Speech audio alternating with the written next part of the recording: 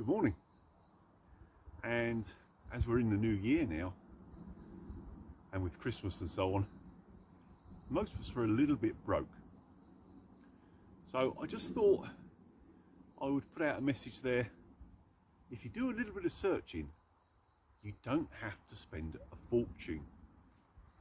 Now, anybody that knows me will know I'm a bit of a notorious tight ass. If there's a really decent piece of kit that I want, yes, I will buy it. But equally so, if I can find a cheaper way to do things, I will do that too. Hence why I've got quite a lot of surplus type stuff. And I just thought I'd share with you stuff that I've picked up recently.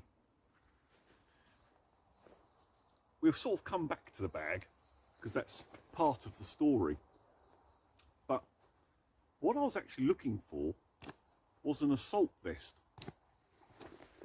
that I could wear in the summer because they're mesh, don't get too hot. A lot of pockets, you can still carry quite a lot of gear. And it's not as sort of cumbersome as a rucksack. And I don't know about other people, but in the summer, if I go a distance with a rucksack, you get so hot and sweaty underneath it.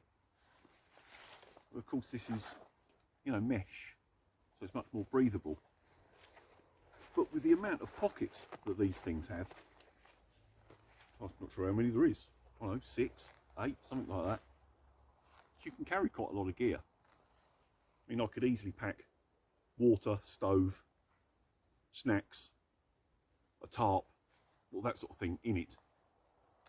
I mainly thought about it for carrying my filming stuff.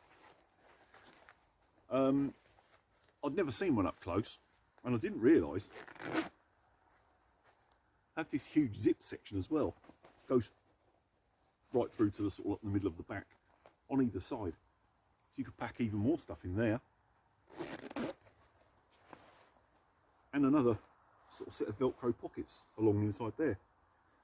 And they come in just one size. So it's, it's all adjustable. It will fit anyone.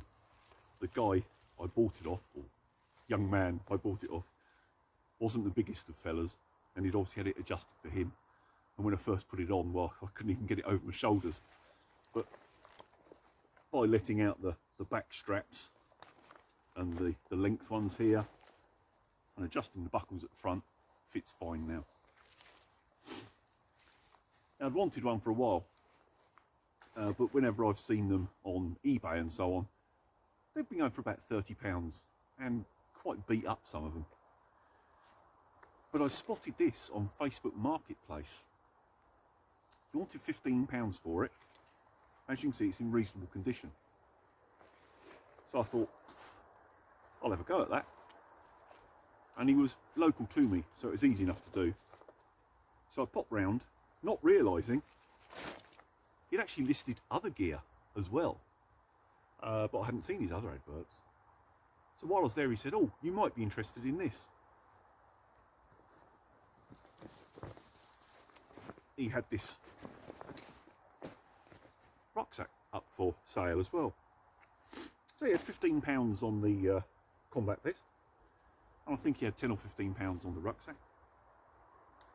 And within the rucksack, he'd actually put a set of waterproofs, purely because he didn't want them.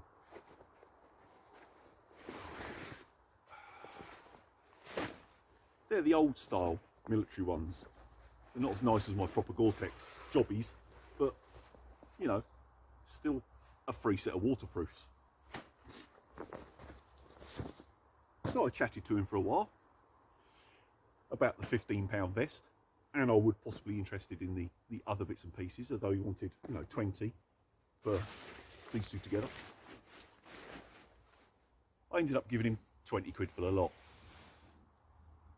Bargain, I say. So, if you're new to the whole outdoorsy type thing, whether it be hiking, walking, wild camping, don't be put off by the prices of the kit. There is some bargains out there. You just need to search a little bit. A prime example is this fleece top I've stuck on jacket this morning because it is chilly. It's just above freezing. I saw this in my local charity shop. The reason I think it had gone there, the Velcro straps have gone, so you can't close up the sleeves. Not that's the end of the world. I paid £1 for it. In the very same shop last year, I picked up an as new sleeping bag, and it literally was like brand new, but didn't have a stuff sack with it. £3. I'm not too proud to buy cheap second-hand gear. There's some good bargains out there, and if it's a cheap way to get you into the outdoors and enjoying yourself, why not?